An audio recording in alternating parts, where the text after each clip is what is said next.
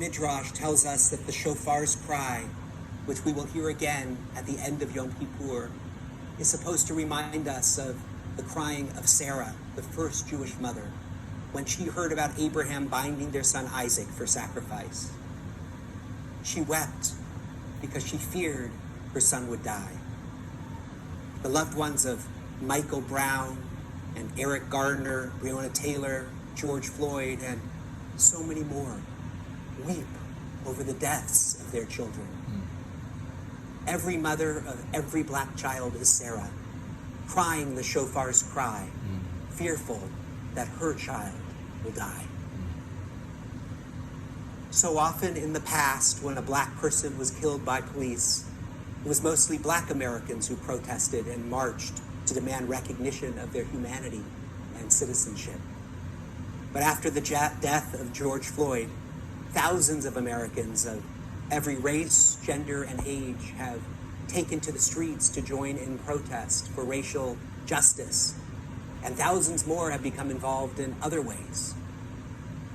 Why is this time different? Perhaps partly because the horrifying image of George Floyd's murder was captured on a smartphone for all to see. George Floyd face down in the street while a police officer had his knee on his neck for 8 minutes and 46 seconds.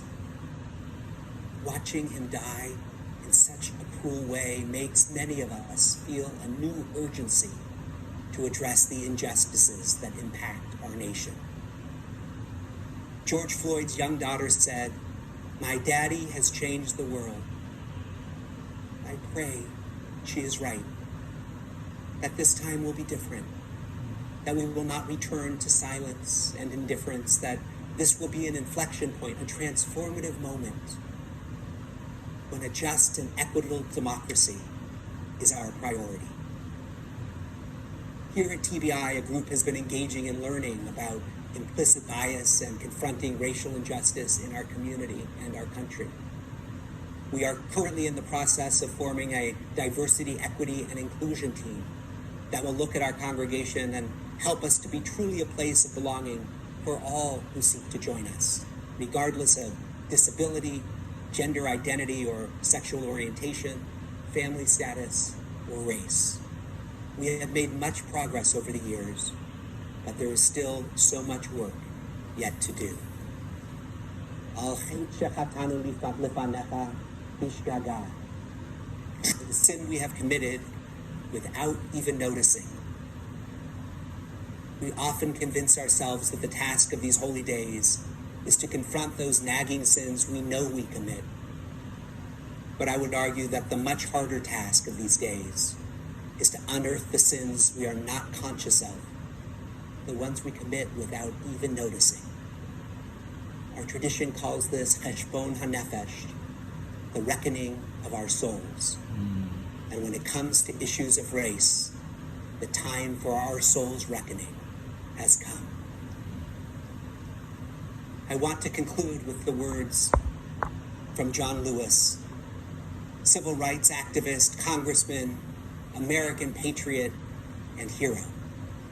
In his final letter to America, he writes about being inspired as a 15-year-old by the words of Dr. Martin Luther King Jr. Lewis writes about King.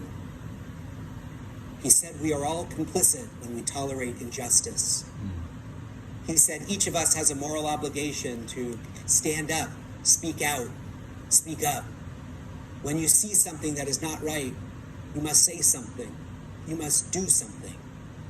Lewis continues, "Ordinary people with extraordinary vision can redeem the soul of America by getting in what I call good trouble, necessary trouble. Though I may not be here with you, I urge you to answer the highest calling of your heart and to stand up for what you truly believe. In my life, I have done all I can to demonstrate that the way of peace, the way of love and nonviolence is the more excellent way. Now it is your turn to let freedom ring. When historians pick up their pens to write the story of the 21st century, let them say that it was your generation who laid down the heavy burdens of hate at last and that peace finally triumphed over violence, aggression, and war. So I say to you, walk with the wind, brothers and sisters, and let the spirit of peace and the power of everlasting love be your guide. On this Yom Kippur, may we let the spirit of peace and the power of everlasting love be our guide. Kamar Chatima Tova, may we be sealed for a good year in the book of life.